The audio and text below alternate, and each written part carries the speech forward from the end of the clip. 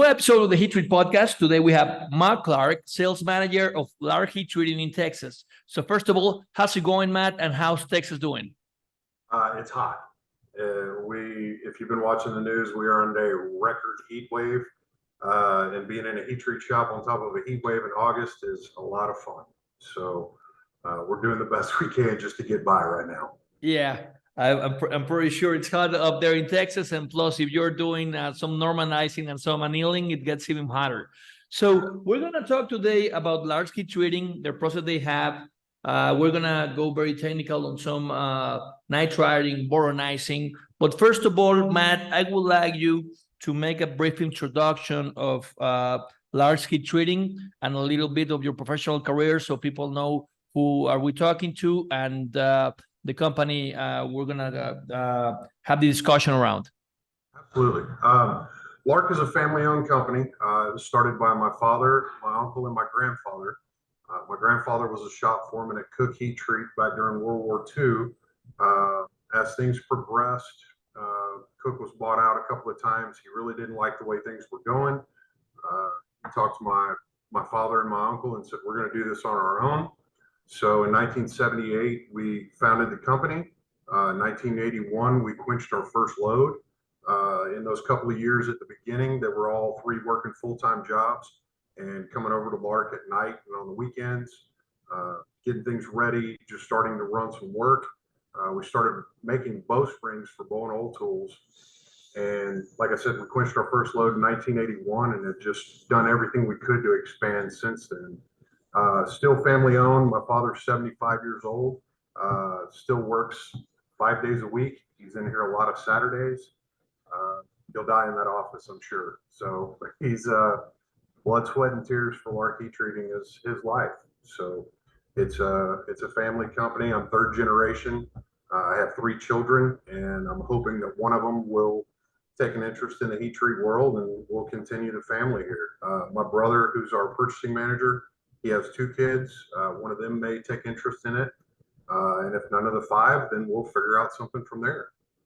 Matt, I can share with you, I do also work on a family company. I think what you just said is just very beautiful, right? And today we're also going to talk about the future of heat treat and what's most important to have an eye on the future when you are envisioning your family to keep running the business. So this is one of the points we're going to take, but I must say I felt very emotional with 2 things you said. First, 1981, when you quenched your third load, that's a hell of a milestone for every heat treat company there. And when you mentioned that you expect one of your family members to keep running the company, so that's beautiful, and I encourage you to keep pursuing that dream. And if I can help you in any way, be my guest. So Matt, Large Heat Treat. So being in Texas, everything, it's everything is built in Texas, so that it's what they say. But we know that automotive is not as big in Texas. Aerospaces tend to be big in Texas, but oil and gas right now, it's in a shaky movement. So can you give us right now just like a background of the Texan market? COVID was really hard on everybody, especially in Texas. So just if you could update us on how is Texas, the heat treat market in Texas worldwide, right now after COVID. We're still fighting our way through it. As heat treaters, we lag behind the manufacturing industries. We have to wait on them to get something done, so we have something to heat treat. We fought really, really hard during COVID to keep all of our employees. And that's another thing that I can say that I'm very proud of Lark Heat Treating for. We have never had a layoff. When we have employees here, we keep them here. During COVID, even when we didn't have business going on, we worked on interior projects to try to clean the shop up, to work on preventative maintenance, just cleaning up the yard, doing everything we could to try to keep these guys employed, guys and girls, excuse me. Being a family-owned company like yourself, your employees kind of become your family. We have people that have been working here. Our production manager has been here since 1981. He's been here since day one of the quenching. Um, our shipping and receiving manager has been here, I think, 27 years. Um, and you know this in the heat treat industry. You get in, and a couple weeks in, you might realize this really isn't for me. But if it gets in your blood, you're there forever. And we've been very blessed to have people that have been here for their entire careers. So, like I said, they've really become family. That's part of being with a family company. So let's talk about the oil industry right now. Is it still strong? Oil and gas, is it still strong? With the world and macroeconomics, do you feel that this is growing? There's a lot of EV talk in the market as well. So how do you envision that? And having said that, right after you answer this question, how about the new 2750 new spec that are giving you headaches? But first of all, I want to say oil and gas, right? It's like the main top brand market in Texas, apparently. Is it going somewhere with the EV trend? And if so, why do you think you're getting such hard specs as the 2750, right?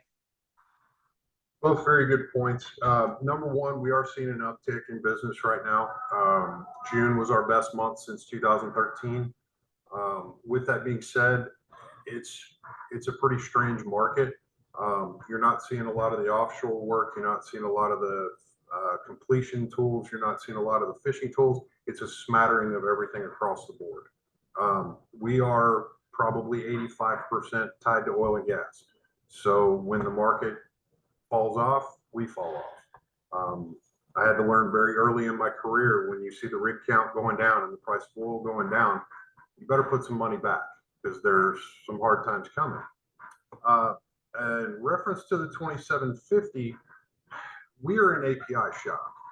Everything we have is surveyed to API 6A Annex M. When last October, when 2750 Revision G came out, unfortunately, a lot of the API manufacturers saw it and said, oh, this is better, we're going to do this, without really understanding what was involved. Unfortunately, I had a quality director for a company that I will not name in a meeting told me that, when I asked him, why is this included? And he said, honestly, I've never read it. That was a pretty tough admission for a quality director for a major oil tool company. I think a lot of the manufacturers don't really understand what's involved with it for our side. I've watched Andrew Bassett talk his podcast about the plus or minus one readings, the increased amount of surveys, the increased amount of calibrations that you're having to do, your SATs, your UTSs, just everything that's involved, the additional thermocouple added in the furnace, your digital gathering, no more manual controls. And the manufacturers all of a sudden, well, I want this to 2750, but I don't want to pay a higher price. Well, okay, we need to find that balance in there. We are currently working on trying to get a few furnaces up. I believe that's the way the market's headed. Unfortunately, it's lagging behind down here. And I think we just had the first shop in Texas pass their NADCAP. So obviously they have to meet 2750 in order to run their NADCAP certification. So with only one shop in the state of Texas, with all the heat treating going on here just now in the past month, becoming NADCAP certified, that tells you where our industry is. So just in a nutshell, if going from API to AMS 2750, in your opinion, how much more work or cost is associated to change from API to AMS? Is it 50% on cost and labor? I'm familiar with both specifications, but we work on AMS. But how much would you say your effort and your cost has increased just changing from API to AMS? Well, first of all, we're not there yet. We're working on it. We have 62 furnaces at the shop. That's a lot. Had a quote for 2 open fire furnaces, just 2 of the 62. roughly $50,000. So, multiply that across the rest of Oh the yeah. market. And and you being in sales, I was also in sales most of my career. How do you present this to the customer and say, guys, you're telling us to go this way, and of course this has an impact on pricing, right? And of course, companies are very reluctant when it comes to price increase, but if they're demanding this from a specification, of course they have to receive it on the best scenario, right? But what are the responses or the answering that you've been having from these conversations? The honest answer is, and I try to make a joke out of it. And I usually, when I start into it, I say, "Did you guys find oil on Uranus?" It's an aerospace specification. If you're making aerospace quality material, then great, I understand it. If you're making API material, why are we moving towards 2750? API 6A and NXM has worked all of these years. And granted, don't get me wrong, the moving towards more data collection, more information at our fingertips makes us a more accurate heat treater. There's no doubt about it. But like you said, that cost association, especially now with us really pushing our way out of COVID, most of us are still, struggling with the bottom line. Yeah. And we're doing the best we can to try to pay our bills and keep our employees paid. Now we're looking at all these additional costs to go to 2750 on material that really doesn't require it. And it's led to some pretty tough conversations, sitting down with quality directors and saying, look, is this really what you need? If it's not, understand the cost that's associated with it if you go that direction. If you keep it here, every heat treater in the state of Texas can help you. And if it's not something our capabilities will work for, I'll do everything I can to find somebody that will work with you. But if you require this, just understand there's no one locally right now that'll do it. You're going to have to ship it. And before our competitor here in Texas got their NADCAP, you were looking at going up north to Apollo or Solar Atmospheres or, somewhere that could run it. So, shipping costs associated with it, longer lead times. So you got to pay it one way or the other. Where's it going? And I will add that heat treat is a geographically strategic business, right? I mean, you cannot be shipping parts in and out all the way to Pennsylvania or to Seattle, right? And so it's just a matter of getting comfortable with your customer and saying, dude, if you want this spec, this is how much it's gonna cost, right? Do we really need this, or should we step down a little bit? I'm not saying 10 steps, I'm saying just one or two, right?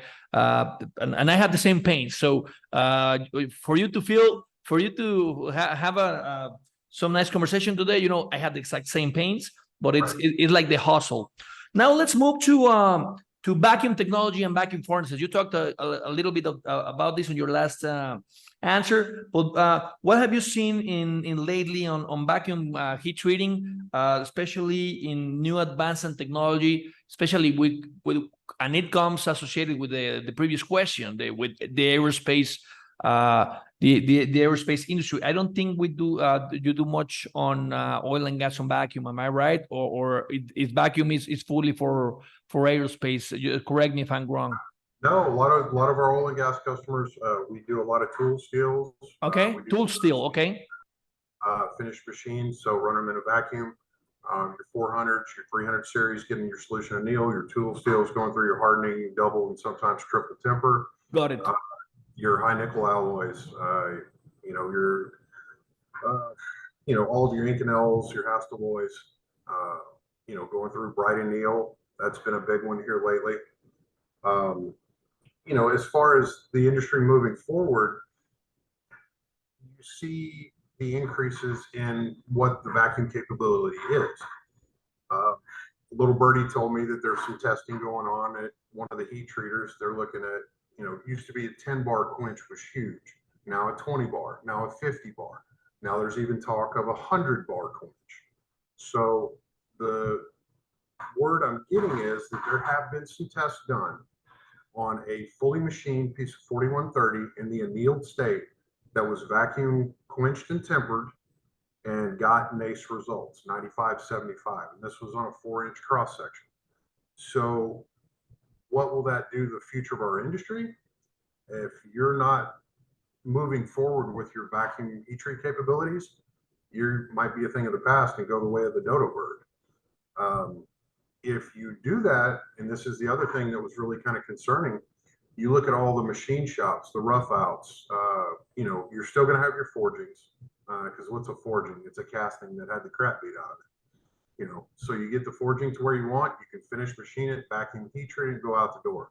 You're not rough machining, you're not going through the quench and temper, having to deal with all the nastiness and scale and grinding and digging down and what your inspection depth and where, you've got a test bar, you've got a finished machine part, you're running it in a vacuum, quench and temper. As long as your mechanicals pass, you're out the door. So efficiency, getting faster, getting better results, and with dimensional stability, a little better in a vacuum furnace. I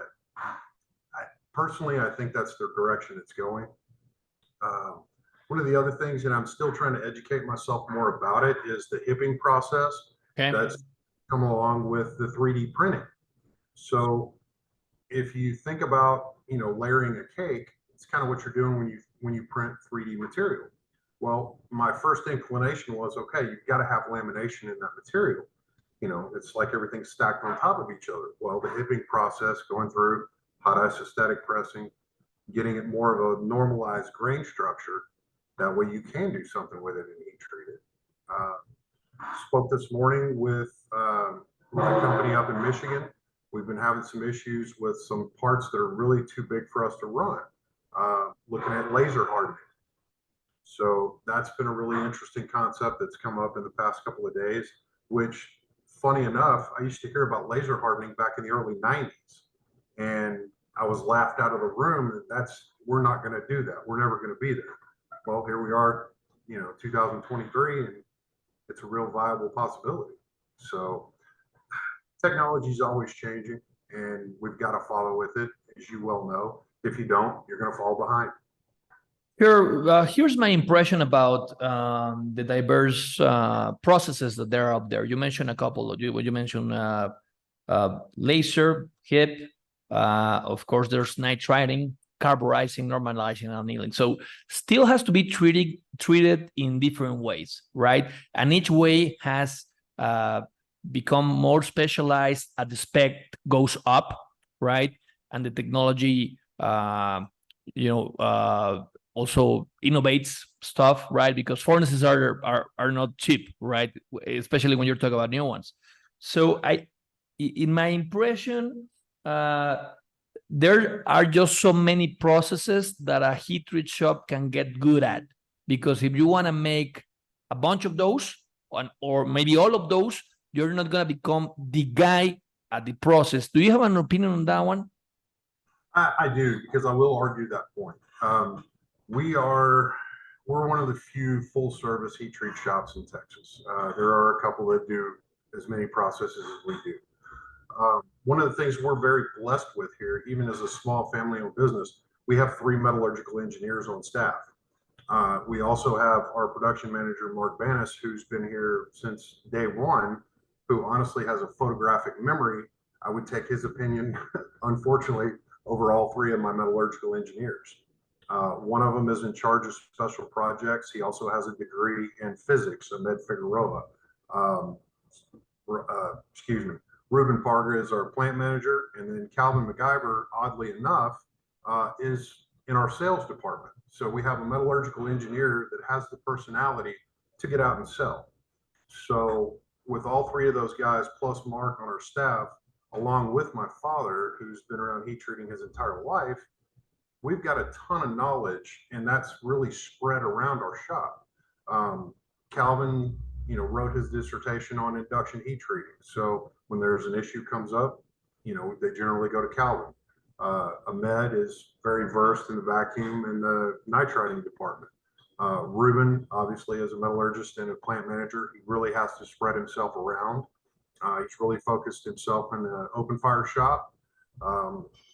Mark obviously has been here long enough, and with a photographic memory, he can tell you a part number from 1986 that was made out of the wrong material and cracked because we carburized it and it was 4340. It's supposed to be 8620. And then I learned really backwards. Instead of starting, with the ASTMs, I started with the case hardening. So I learned carburizing before I learned quench and temper, which I know is completely backwards, but it's the way my brain works. Right. And then an employee we used to have, James Arnold, who's up in the DFW area now, taught me a lot about the nitriting process. So I learned the case hardening. Ahmed works through there. So different parts, different people from the company have become kind of specialized in those departments. So, when you have an issue, you know who to go to. So let's talk now about nitriting, which is also a very trendy process right now, right? So and you have shared that you have done some improvements and some development with nitriting at Larks compared with boronizing. Can you give us a little input on that one? And share wherever you feel comfortable with if you have some proprietary information. But I just would like to present this as how commercial heat treaters can innovate on processes in order to give their customers the results, because most of the time, and some heat treaters, they just are given a spec and they have to deliberate it. Yeah. In your case, when you improve the process somehow, right? It's an example of how commercial heat treaters can give more added value to the market. Can you share a little bit of that, please? So before I started here, obviously I was around here a lot as a little kid. And I remember seeing on the top of our first nitriter, the old bubbler system. And I asked, my grandfather, hey, what is this? Well, that's to prove that you had gas flowing through the furnace. And to go from that to what we have now with the dedicated controls of exactly how much cubic feet per hour of individual gases you have contained in that furnace, we've come a long way. And seeing, going back talking about technology and how that improvement is, being able to play with those numbers, being able to play with the different additives into the furnace, being able to play with the, with the ratios, being able to play with different temperatures, with the different flows, and some additional additives to see what you can get. Can you limit white layer? Can you increase hardness when you change some things? And just through the years, kind of trial and error, we've really come up with a proprietary process that came along because you brought up the boronizing. Boronizing is nasty. I hate dealing with it, but it's a necessary evil in a heat treat shop. And just a side note, when a heat treater says a process is nasty, it's bad. It's bad. I mean, for the audience that do not have that sense of a heat treat shop, when this type of guys say it's nasty, it's bad. Imagine like a foundry bad, right? So I just wanted to make the point. Absolutely. You imagine the biggest bag of dust you could collect from your vacuum cleaner, dumping it out on the floor, and that still doesn't compare to dealing with all the boronizing powder. But boronizing, most of what we do in the boronizing department would be on 718.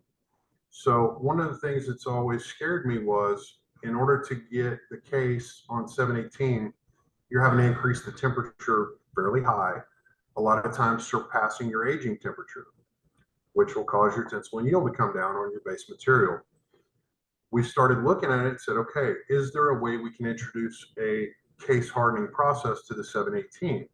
We developed a process here to be able to gas nitride 718. We are getting equivalent case steps. The problem is right now the surface hardness, which goes back to R&D. I dropped off some test pieces this morning at a lab, trying to see if we can get that surface hardness increased, obviously not to the boronizing level, but to minimum requirements for some specifications. So at that point, if we can go through the gas nitride process, get the case hardening, get the surface hardness, get the case depth, and stay at a much lower temperature, You have less deformation. You're getting a better part, and it's absolutely cheaper. I don't know if you've priced boronizing powder lately. It is astronomical. I believe the last time we bought a 55-gallon or 55-kilogram drum, in the ballpark of $7,500, $8,000. And if you're not flowing nitrogen through your vessel when you're boronizing, it's pretty much a one-time use. So that can get expensive really, really quick. But, like you said, innovating, learning, not being afraid to make a mistake. Obviously, not with a customer part, but while you're doing R&D. And the R&D tax credits have been huge for us. It really helped us through the COVID times. When we were slow, we had furnace availability. Let's take a look at that. Can we test this? How does this work? If we change this temperature to this and change this ratio and change this amount of time, are we going to get a better case depth?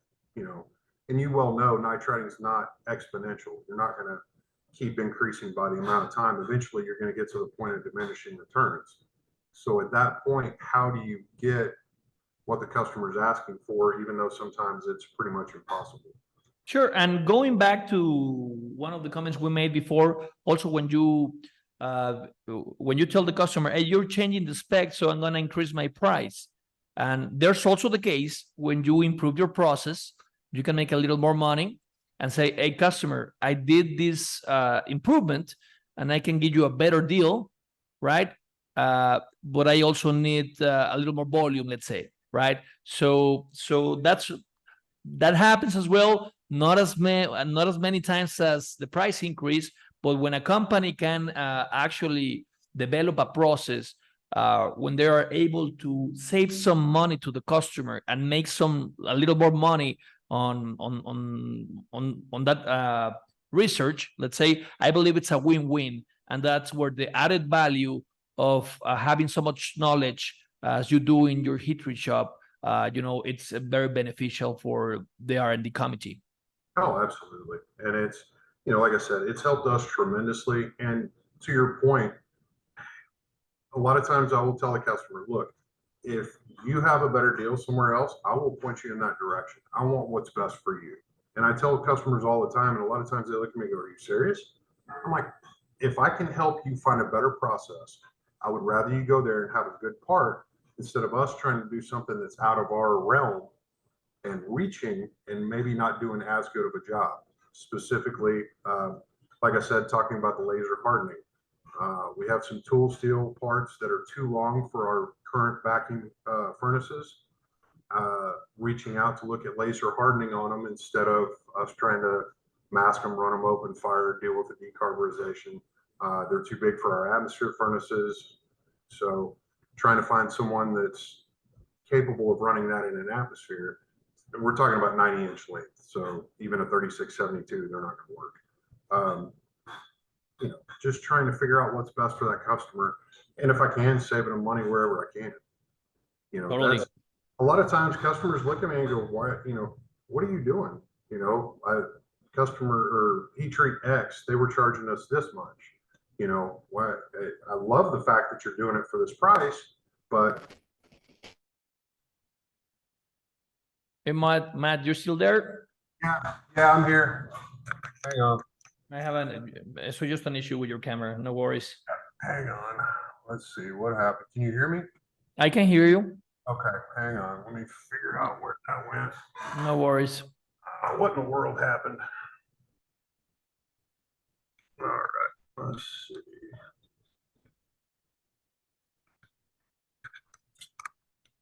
Hang on.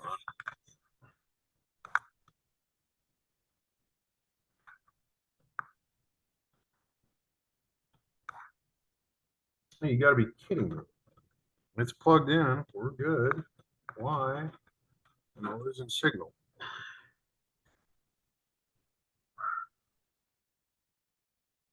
More perfect time, could it?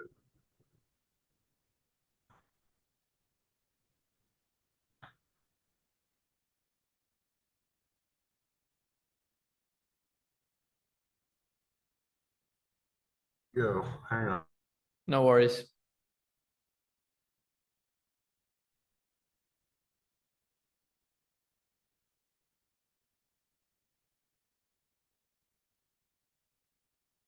to tell you, sir.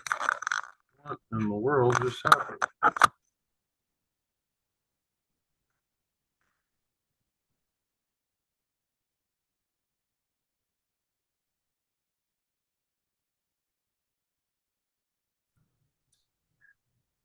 I don't know. Hang on. Let's try. What in the world?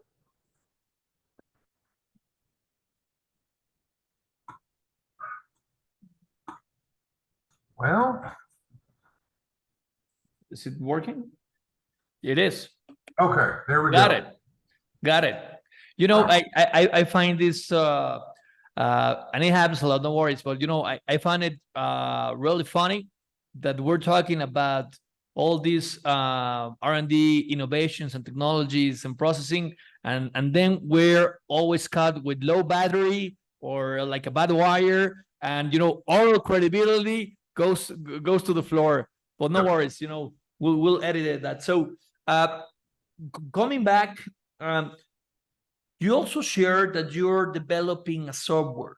You know, I did not quite understand really well where you want to go there for. It's for data logging. It's kind of a data log package. And the question is, why is a commercial heat treating developing software? I'm not saying that I don't support it. I just want to understand the strategy and what you're trying to accomplish. So we use currently, and we're getting ready to switch over. We use a custom written system for our day-to-day operations, and it was written back in the early 90s. Well, it worked on Internet Explorer. Well, as you well know, Microsoft's no longer supporting the Internet Explorer. So I think 2 years ago, July 4th, I was sitting down at the beach, and a friend of mine who is in the market data business, um, deals with primarily with trades on Wall Street. I gave him a call and I said, hey, look, here's what I'm dealing with. There's basically two companies that sell an off-the-shelf program. Not really in love with either one of them. How hard would it be to take what we have and take a little bit of the old, improve a lot on the new, and add it all together? Well, he called in a friend of his who's an MIT grad and a coder. And after that weekend, we got online, we started looking through our system. He said, look, everything is basically a database. Parts, PO numbers, quantities, weights, process, each code. It's honestly a hyped up Excel spreadsheet. So how do you take that and move it towards, here we are again, 2750, your data gathering. What furnace is running here? What temperature? Is it on set point? How's your atmosphere? Are you following specification? Are they supposed to load this part into this furnace? Block out, stop, rethink about it. So the three of us got together and just over the past couple of years said, absolutely, we can do this. So we got a working program going, imported our data into it, looking at it so much faster, so much better. And when we went to F&A in Indianapolis, I brought both of them with me, and we talked to a lot of the heat treaters that said, oh, you can do this, oh, you can do that. Well, could we talk about it? So immediately, number one, they felt very welcome, because in the market data world, both of them have 35 years of experience, and they go into a trading house, they improve trading, they improve market flow, they hand them a check and tell them to get out. In the heat treating world, everybody loved them. They wanted to talk to them. How can you help me? Can we sit down and have a drink? They said we've never felt more welcome in our careers. So seeing that heat treaters, number one, are generally pretty nice people and want to share information, and number two, we need help, because honestly, how many of the, like us, small family-owned heat treat shops are, as my dad says, working off of a big cheap tablet and a number two pencil? We haven't kept up with the technology. So these guys dealing in nanoseconds and absolutely perfect data acquisition. Because if you lose information in a trade, you're liable for everything that you have to go back and make that trade whole. As a heat treater, our really most stringent requirement is a temperature requirement every second. They both laughed at that. They said, that's amazing. We can do that, no problem. So through this development, started talking with UPC, started talking with Super Systems, being able to communicate with their systems, being able to give that information to the actual job. Where is it in the shop? Status updates. It was loaded in this furnace at this time, at this atmosphere, it'll be out here. Now, all of a sudden, as I said, in the past, we used to have to deal with analog information. Go pull the old paper certification. You know, how long was it in the furnace and this hardness? Then go pull the test report. Where was it? Tensile yield. Okay, we need to change this. Now it's all digitally at your fingers. Pull up exactly how that heat worked last time. As soon as it's entered into the job, you can pop up and see any of the past information that was run on a specific heat. Just making the information more viable to the people that can use it. So when you're entering a job, making sure that it's done accurately, it's done efficiently, and it makes sure that the company is getting the best out of their operating system that they can. So it's, I don't know, it's just a different way. I've always been a little entrepreneurial, and it looked like a different way to It's go. thinking out of the box, right? Not doing what everyone's doing. Everybody's going through these type of companies and getting their things done. So Right. you just want to make things differently, saying that, right? Well, I was a football coach in a former life, and I looked at and it's probably my biggest curse. I don't a lot of times look at the good. I always see the bad and want to correct it. So when I was watching film with my kids, it was always, you did this wrong. This is how you correct it. Not, hey, good job. You did this well. Okay. As a heat treater, I look at it and go, okay, where did we go wrong and how do I correct it? Which gets me pushed into way too many quality conversations. But, you know, that direction makes me think a little differently than a lot of engineers, than a lot of heat treaters that have been doing this their entire career. They see something that goes right and they try to stick with it. I see what's wrong. I want to change it. I see, okay, this worked right, but this didn't work as well as we could. And that's going back to the, you know, the R&D, the not being able to fail, or you can fail, not being afraid to fail. Taking a chance on something where you're trying to learn. And just for that comment, I will say you have like a continuous improvement mentality. You're looking at the mistake or what could have gone better, right? And you try to apply it. So I support that way of doing life, right? Yeah, I'm trying to stay out of the quality audit stuff. That's Man, enough. it's been great talking to you about heat treat. But now let's go into a more personal matter, right? Now, you've been born and raised in a heat treat environment, right? And you expect to finish your career also as your dad on the heat treat environment as well. So, I always tell this to everybody who I talked about the industry. When the industry gets you, it traps you. I mean, you're in love for life for the industry. For people that is not related or they don't know how passionate our industry they cannot understand us. But once these things grabs you, it won't let you go. It's very rare when you have a heat treater go out of the industry, right, after some years, right? But now let's talk about the young generation, the new generation. And you know, you got me really excited when you talked about that you want to incentivize your new family members to come to the industry, because I do believe that we're not feeling the spots of the guys that are retiring with all the experience that is there with the younger guys. So what will you tell to the new generation of heat treaters, or to the guys that they want to accept a position on a heat treat shop or to go for a metallurgical degree? What advice would you like to have been given when you were in your early 30s right, that you have learned through your professional career. What would you say to that guy that it's deciding to accept an offer on a heat treat operation, or going to, I don't know, logistics operation? What would you tell them? Get out in the shop. Get out in the shop. My first day here, I came from the financial industry and from the education industry. I was a football coach, coached in college and high school. So my first day here, I walked in with a pair of slacks and a dress shirt on, and my father just laughed at me. He said, "Get out."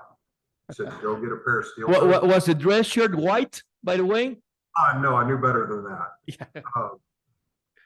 I walked in and he said, "Get out." He said, "Go get a pair of steel-toed boots, a pair of blue jeans, a shirt that you don't care if it gets messed up, and I'll see you in the morning." And I didn't understand it at that time. I looked at him and was like, I have a master's degree. I've been working for 10, 12 years before I came into the heat treat industry. What is he doing? Why is he sticking me out there in the shop? Why, I'm his son. Why is he doing this to me? And it took me a couple of years to really understand that, number one, you can't learn it in here. You can't learn it on a computer. You can't learn it in a book. You have to physically see it, do it, pick up that grinder and be able to inspect a part, be able to load a furnace and see it go in, see what it looks like when it comes out, see what it looks like when it hits the quench tank, see the color change, see what the material does, take notes. If you're going to be in this industry, you're going to use them forever. How many people still holding on to these? And this is the most important thing that I reference all the time. Can you put it? Yeah, still. Yeah, got it. Anyway, I reference it all the time, but I didn't learn heat treat from that book. I learned it from being out in the shop. So, I spent 6 years in a grind shop. I drove a truck. I drove a forklift. I worked in inspection. I loaded furnaces. And after a couple of years, I started finally figuring it out. The guys in the shop would come and ask me questions. And I'm like, wait a minute, you guys have been here forever. Why are you asking me? I said, well, we constantly see you taking notes. We see you writing everything down. What are you doing? I said, because I want to learn. I want to understand. Because if this is my family's company, and if I'm going to be good at what I'm doing, I want to learn. I want to be better. I want to improve. Show me what you're doing. And like I said, with a master's degree, I learned from guys that were high school dropouts all the time. Why are you doing what you're doing? Why are you loading the furnace that way? Let's look at it. Is there a better way? Is there a more efficient way? And spending time with the guys out of the shop is number one, the most important thing. And like I said, not being afraid to fail. Pull the trigger. Make a decision. If it's wrong, but you will remember it. Indecision will kill you. If you sit around and just, well, I don't know what, no, go. If you do it wrong, you learn from it. No matter what happens, it's a learning experience. So, sorry, getting off on a pedestal, but, getting out there in the shop, taking notes, studying, constant improvement, just being willing to learn from anyone. And I know it's kind of cliche, but everybody out in that shop has a certain knowledge base. And they may have been here for 15 years sweeping the floor, but they look at it and go, hey, that furnace isn't running right. What do you mean? Well, it sounds funny, and the exhaust is a little discolored. Okay, hey, maintenance manager, let's go. Well, how did you know that? Well, the janitor saw it. So, being able to listen to anybody, learning from anybody, learning from, understanding what they do, why they do it, and then trying to help them if you can. So, I don't know. How do you get into this? If you want to become an engineer, that's the scary part. How many universities in the United States offer metallurgical engineering degrees anymore? 2. That's the scary part. Nobody wants to do this. Nobody wants to come out here in this heat treat shop. I mean, It's 118 degrees outside in Houston, Texas. And now you got to stand next to a furnace that's running at 2,000 degrees. Who wants to do that? You got to be a different type of person. You've got to really enjoy, like you said, get into it, get it in your blood, and love what you're doing. And the guys that don't, well, they go by the wayside. But like I said earlier, the guys that get in their blood, they're here forever. And most of them are like us. They see it, they love it, they want to learn it. You know, I'm going to have a call next week on laser hardening. I know nothing about it, but I'm begging for information so I can try to make us better. Or if it's not a process we run, if I can find a better process for my customer. So when that customer gets their part back and it's better and it looks cleaner and it's stable across the board, no dimensional movement, they're going to remember that. They're going to pick up the phone and say, hey, I appreciate that. I've got another job for you. I know you can run this one. All my work's coming to you because you did everything you could for me. That's me in a nutshell, I guess. Yeah. Matt, thanks for sharing that. And it's evident your passion for the industry. And I wish there were more engineers like you. It's not an easy work. When it gets you, you know, it's very rewarding to actually harden steel. You know, we make steel harder, and that's how we make the world better. That's the way I see it, right? No matter it's 120 degrees out there, right? We make a lot of things possible to move the world, right? So that's the way I envision it. Matt, thank you very much for this great interview. Just would like to remind the audience that we're uploading monthly podcasts with power players like Matt Clark from Large Heat Treat. I really enjoyed this conversation, Matt. Thank you so much. I enjoyed it as well. Thank you very much, sir. It was nice to meet you.